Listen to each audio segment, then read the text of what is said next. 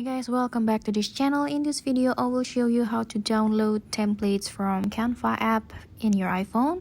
So first, here I'm showing you that I have a presentation project in my Canva and I want to download this file to be an offline file that I can edit anytime.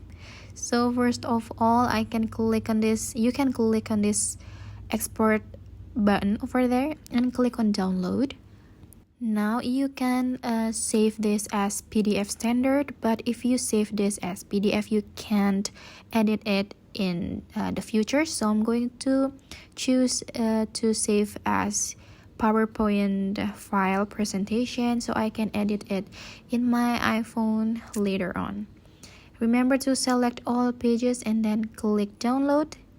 Now you just have to wait until the file is finished downloading to your device. So that's how you download templates from Canva. You can also do this in another project, another than presentation project. You can choose Instagram stories or flyers. So whatever project that you're working in Canva is downloadable anytime with the same method like I do here. So thank you guys for watching. If you find this tutorial helpful, remember to like this video and subscribe to this channel. And I will see you guys in another tutorial videos from this channel. Bye bye.